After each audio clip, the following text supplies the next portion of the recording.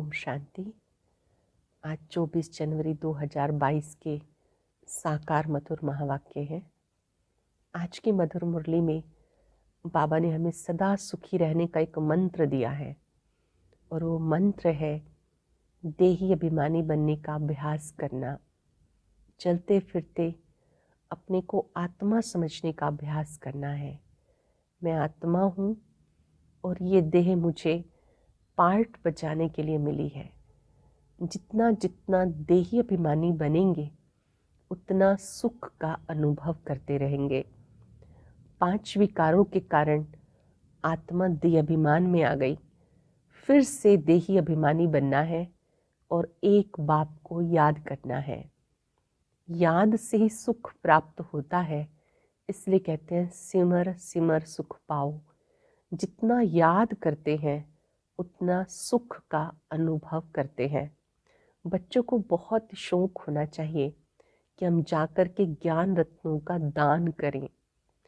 मेले लगते हैं, प्रदर्शनी लगती है, तो वहाँ कैसे जाके हम ज्ञान रत्न बांटें। बच्चों को सेवा का शौक होना चाहिए। कई बच्चों को बहुत सेवा का शौक होता है, उनकी बुद्धि बड़ी चमत्कारी होती है और कईयों के पैरों में तो देह अभिमान की जंजीरें पड़ी हैं, तो वो देह अभिमान में रहते हैं, सेवा भी नहीं करते हैं। हर एक बच्चा समझ सकता है अपने पुरुषार्थ से कि मैं गुलाब का फूल हूँ या अक का फूल हूँ। जो कोई भी सेवा नहीं करते हैं तो उन्हें अक का फूल ही कहा जाएगा। बाबा समझा रहे हैं कि बच्चों को हीरे जैसा बनने का पुरुषार्थ करना है। जहाँ अधिक लोग एकत्रित होते हैं वहाँ जाके सेवा करनी है। जो बच्चे याद में रहेंगे, सेवा करते रहेंगे, वो भविष्य में ऊंच पद के अधिकारी बनेंगे। सुनते हैं बाबा के मधुर बोल। बाबा ने कहा, मीठे बच्चे, 21 जन्मों के लिए सदा सुखी बनने के लिए इस थोड़े समय में देही अभिमानी बनने की आदत डालो। 21 जन्मों के लिए सदा सुखी बनने के लिए इस थोड़े समय में देही अभिमानी बनने की आदत डालो। क्वेश्चन है, दैवी राजधानी स्थापन करने के लिए हर एक को कौन सा शौक होना चाहिए? दैवी राजधानी, सत्युगी राजधानी स्थापन करने के लिए हर एक में कौन सा शौक चाहिए? सर्विस का। ज्ञान रत्नों का दान करें, ये शौक रखो। तुम्हारी ये मिशन है पतितों को पावन बनाने की। इसलिए बच्चों को राजाई की वृद्धि करने के लिए खूब सर्विस करनी है। जहाँ भी मेले लगते हैं, लोग स्नान करने जाते हैं, वहाँ पर्चे छपाकर बांटने हैं, ढिंडोरा पिटवाना है। गीता, तुम्हें पाके हमने जहाँ पा लिया। ओम शांति। निराकार शिव बाबा बैठकर बच्चों को समझाते, बच्चे देही अभिमानी भव। अपने को आत्मा समझो, बाप को याद करो। हम आत्मा हैं, हमें बाबा पढ़ाते हैं। बाबा ने समझाया, संस्कार सब आत्मा में रहते हैं। जब माया रावण का राज्य होता है अथवा भक्ति मार्ग शुरू होता है तो देह अभिमानी बन जाते हैं। जब भक्ति मार्ग का अंत होता तो बाबा आकर बच्चों को कहते, अब देही अभिमानी बनो। तुमने जो जप तप दान पुण्य किए उनसे कुछ भी फायदा नहीं मिला। 5 विकार तुम्हारे में प्रवेश होने से तुम देह अभिमानी बन गए। रावण ने तुम्हें देह अभिमानी बना दिया। वास्तव में तुम देही अभिमानी थे। फिर से अब ये प्रैक्टिस कराई जाती कि अपने को आत्मा समझो। ये पुराना शरीर हमें छोड़ नया लेना है। सत्युग में 5 विकार होते नहीं। देवी देवता जिनको श्रेष्ठ पावन कहा जाता, वो सदैव आत्म अभिमानी होने के कारण 21 जन्म सदा सुखी रहते हैं। देवी देवताएं 21 जन्म सदा सुखी रहते हैं। फिर जब रावण राज होता तो तुम बदलकर देह अभिमानी बन जाते हो। इसको सोल कॉन्शियस, उनको बॉडी कॉन्शियस कहा जाता। निराकारी दुनिया में बॉडी कॉन्शियस, सोल कॉन्शियस का प्रश्न ही नहीं उठता। वो तो है ही साइलेंस वर्ल्ड। ये संस्कार इस संगम युग पे होते हैं। तुम्हें देह अभिमानी से देही अभिमानी बनाया जाता। सत्युग में तुम देही अभिमानी होने के कारण दुख नहीं उठाते हो, क्योंकि नॉलेज है कि हम आत्मा है। यहाँ सब अपने को देह समझते हैं। बाबा आकर समझाते, बच्चे अब देही अभिमानी बनो तो विकर्म विनाश होंगे। इससे तुम आत्म अभिमानी बन जाते हो, सदैव सुखी रहते हो। सोल कॉन्शियस होने से तुम्हारे विकर्म विनाश होते हैं। इसलिए बाबा समझाते, मुझे याद करते रहो तो विकर्म विनाश होंगे। वह गंगा स्नान जाकर करते, परंतु वह कोई पतित पावनी तो है नहीं, ना योग अग्नि है जिससे विकर्म भस्म हो। ऐसे ऐसे मौके पर तुम बच्चों को सर्विस करने का चांस मिलता है। जैसा समय वैसी सर्विस। कितने ढेर मनुष्य स्नान करने जाते होंगे। कुंभ के मेले पे सब जगह स्नान करने जाते, कोई सागर पर, कोई नदी में भी जाते हैं। तो सबको बांटने के लिए कितने पर्चे छपाने पड़े। खूब बांटने चाहिए। पॉइंट ही सिर्फ ये हो, बहनों भाइयों विचार करो। पतित पावन ज्ञान सागर और उनसे निकली हुई ज्ञान नदियों द्वारा तुम पावन बन सकते हो, व पानी के सागर और नदियों से पावन बन सकते हो। इस पहेली को हल किया तो सेकंड में जीवन मुक्ति पा सकते हो। राजभाग का वर्षा भी पा सकते हो। ऐसे से पर्चे हर एक सेंटर छपा ले। नदियाँ सब जगह हैं। नदियाँ निकलती हैं बहुत दूर से। नदियाँ तो जहाँ तहाँ बहुत हैं। फिर क्यों कहते हैं कि इसी से नदी में स्नान करने से पावन होंगे? खास एक जगह इतना खर्चा कर तकलीफ करके क्यों जाते हैं? ऐसे तो नहीं एक दिन स्नान करने से कोई पावन हो जाएंगे। स्नान तो जन्म जन्मांतर करते आए। सतयुग में भी स्नान करते हैं, वहाँ तो है ही पावन। यहाँ तो ठंडी में कितनी तकलीफ लेकर जाते हैं स्नान करने। तो उनको समझाना है, अंधों की लाठी बनना है, सुजाग करना है। पतित पावन आकर पावन बनाते हैं, तो दुखियों को रास्ता बताना चाहिए। ये छोटे छोटे पर्चे सब भाषाओं में छपे हुए होने चाहिए। 1,00,000 2,00,000 छपाने चाहिए। जिनकी बुद्धि में ज्ञान का नशा चढ़ा हुआ है, उनकी बुद्धि काम करेगी। ये चित्र 2-3 लाख सब भाषाओं में होने चाहिए। ये चित्र 2-3 लाख सब भाषाओं में होने चाहिए। जगह जगह सर्विस करनी है। एक ही पॉइंट मुख्य है, आकर समझो। सेकंड में मुक्ति, जीवन मुक्ति कैसे मिलती है। मुख्य सेंटर्स की एड्रेस डाल दो, फिर पढ़ें या ना पढ़ें। तुम बच्चों को त्रिमूर्ति के चित्र पे समझाना चाहिए। ब्रह्मा द्वारा स्थापना जरूर होनी है। दिन प्रतिदिन मनुष्य समझते जाएंगे, बरोबर विनाश तो सामने खड़ा है। ये झगड़े आदि बढ़ते ही जाएंगे। मिल्कियत के ऊपर कितने झंझट चलते, फिर नहीं तो मारामारी भी कर लेते। विनाश सामने है ही। जो अच्छी रीति गीता भागवत पढ़े होंगे वह समझेंगे बरोबर ये पहले भी हुआ था। तो बच्चों को अच्छी रीति समझाना चाहिए, क्या पानी में स्नान करने से मनुष्य से पतित से पावन बनेंगे, व योग अग्नि से पावन बनेंगे। ये बात पूछनी चाहिए कि पावन किस से बनेंगे, योग अग्नि से या गंगा स्नान करने से। भगवान वाच, मुझे याद करने से तुम्हारे विकर्म विनाश होंगे। जहाँ जहाँ तुम्हारे सेंटर्स हैं, विशेष मौके पर ऐसे पर्चे निकालने चाहिए। मेले भी बहुत लगते हैं, इसमें ढेर मनुष्य जाते हैं, परंतु समझेंगे कोई मुश्किल ही। पर्चे बांटने के लिए बहुत चाहिए जो फिर समझा सकें। ऐसी जगह खड़ा रहना चाहिए। यह है ज्ञान रतन। सर्विस का बहुत शौक होना चाहिए। हम अपनी दैवी राजधानी स्थापन करते हैं। यह है मनुष्य से देवता अथवा पतित को पावन बनाने की मिशन। ये भी लिख सकते हो। बाबा ने समझाया, मन मना भव। पतित पावन बेहद बाप को याद करो तो विकर्म विनाश हो जाएंगे।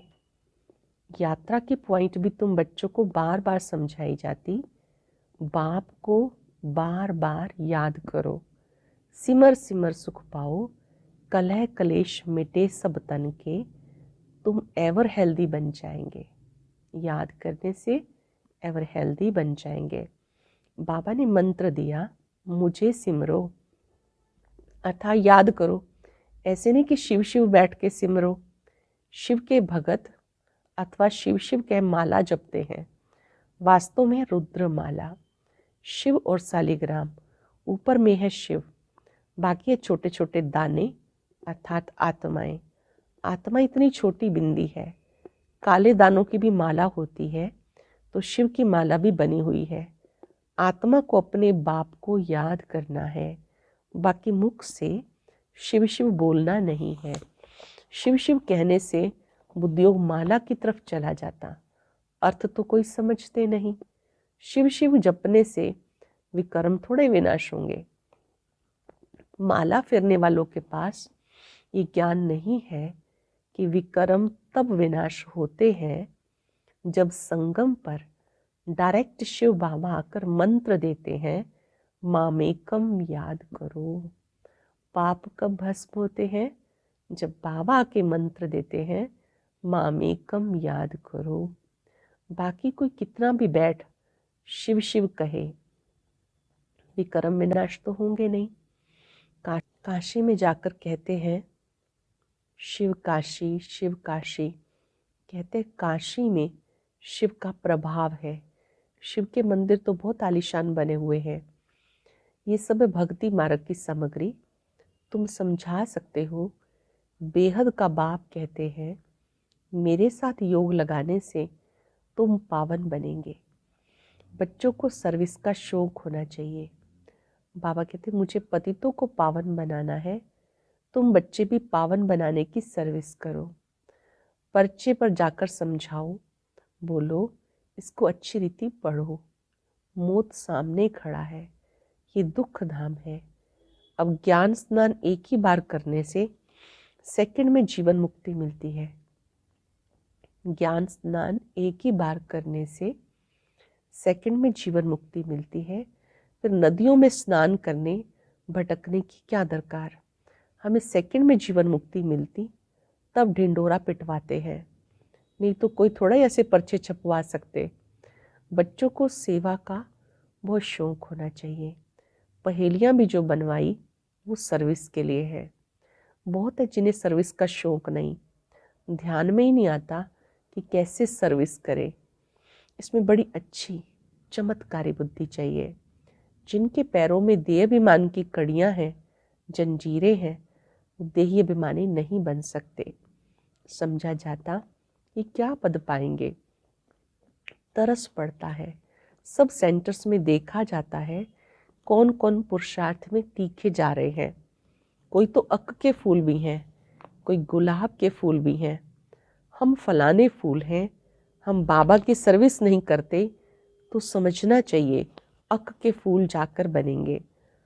बाबा तो बहुत अच्छी रीति समझा रहे हैं, तुम हीरे जैसा बनने का पुरुषार्थ कर रहे हो। कोई तो सच्चा हीरा है, कोई काले झंझार भी हैं। हर एक को अपना ख्याल करना चाहिए। हमें हीरे जैसा बनना है। अपने से पूछना है, हम हीरे जैसा बने हैं। खुद से बात करें, हम हीरे जैसा बने हैं। अच्छा, मीठे मीठे सिक्के लदे बच्चों प्रति माता पिता बाप दादा का याद प्यार गुड मॉर्निंग। रूहानी बाप की रूहानी बच्चों को नमस्ते। रूहानी बच्चों की रूहानी बाप दादा को नमस्ते, गुड मॉर्निंग। शुक्रिया बाबा, शुक्रिया। धारणा के लिए सार। पहली पॉइंट है, देह अभिमान की कड़ियाँ जंजीरें काट देही अभिमानी बनना है। सोल कॉन्शियस रहने का संस्कार डालना है। सर्विस का बहुत शौक रखना है। बाप समान पतित से पावन बनाने की सेवा करनी है। सच्चा हीरा बनना है। बहुत सुंदर वरदान। कर्म करते हुए न्यारी और प्यारी अवस्था में रहे, हल्केपन की अनुभूति करने वाले कर्मातीत भव। कर्म करते हुए न्यारी प्यारी स्थिति में रहे, हल्केपन की अनुभूति करने वाले कर्मातीत भाव। कर्मातीत अर्थात न्यारा और प्यारा। कर्म किया, कर्म करने के बाद ऐसा अनुभव हो जैसे कुछ किया ही नहीं, कराने वाले ने करा लिया। ऐसी स्थिति का अनुभव करने से सदा हल्कापन रहेगा। कर्म करते तन का भी हल्कापन, मन की स्थिति में भी हल्कापन। जितना कार्य बढ़ता जाए उतना ही हल्कापन बढ़ता जाए। कर्म अपनी तरफ आकर्षित ना करे। मालिक होके कर्म इंद्रियों से कर्म कराना और संकल्प में भी हल्केपन का अनुभव करना, यही है कर्मातीत बनना। कर्म भी कराना और हल्केपन का अनुभव करना, यह है कर्मातीत बनना। श्लोक ने सर्व प्राप्तियों से सदा संपन्न रहो तो सदा हर्षित, सदा सुखी, खुश नसीब बन जाएंगे। सर्व प्राप्तियों से सदा संपन्न रहो तो सदा हर्षित, सदा सुखी, खुश नसीब बन जाएंगे। मातेश्वरी जी के महावाक्य। किस्मत बनाने वाला परमात्मा, किस्मत बिगाड़ने वाला मनुष्य खुद है। अब ये तो हम जानते हैं कि मनुष्य आत्मा की किस्मत बनाने वाला कौन और किस्मत बिगाड़ने वाला कौन। हम ऐसा नहीं कहेंगे कि किस्मत बनाने वाला, बिगाड़ने वाला वो परमात्मा है। बाकी ये जरूर है, किस्मत को बनाने वाला परमात्मा है और किस्मत को बिगाड़ने वाला खुद मनुष्य है। अब ये किस्मत बने कैसे, फिर गिरे कैसे, ये भी समझाया जाता। मनुष्य जब अपने को जानते हैं, पवित्र बनते हैं, फिर से वो बिगड़ी हुई तकदीर को बना लेते हैं। जब अपने को जान जाते हैं, पवित्र बनते हैं, फिर से अपनी बिगड़ी हुई तकदीर को बना लेते हैं। अब जब बिगड़ी हुई तकदीर कहते हैं तो इससे साबित है कोई समय अपनी तकदीर बनी हुई थी जो बिगड़ गई। अब वही बिगड़ी तकदीर को परमात्मा खुद आके बनाते हैं। अब कोई कहे परमात्मा खुद तो निराकार है तो वो तकदीर कैसे बनाएगा। इस पर समझाया जाता, निराकार परमात्मा कैसे अपने साकार ब्रह्मातन द्वारा, अविनाशी नॉलेज द्वारा हमारी बिगड़ी हुई तकदीर को बनाते हैं। अब ये नॉलेज देना परमात्मा का काम है। बाकी मनुष्य आत्माएं एक दो की तकदीर को नहीं जगा सकती। तकदीर को जगाने वाला एक ही परमात्मा है, तभी उनका यादगार कायम है। लवलीन स्थिति का अनुभव करो। जिस समय जिस संबंध की आवश्यकता हो उसी संबंध से परमात्मा को अपना बना लो। दिल से कहो मेरा बाबा और बाबा कहे मेरे बच्चे। इसी स्नेह के सागर में समा जाओ। बाबा कहे मेरे बच्चे, बच्चे कहे मेरे बाबा, इसी स्नेह में समा जाओ। ये स्नेह छत्र छाया का काम करता है और इसके अंदर माया नहीं आ सकती। आज पूरा दिन इसी छत्र छाया में रहेंगे, बाबा की आवाज़ सुनते रहेंगे, मेरे बच्चे।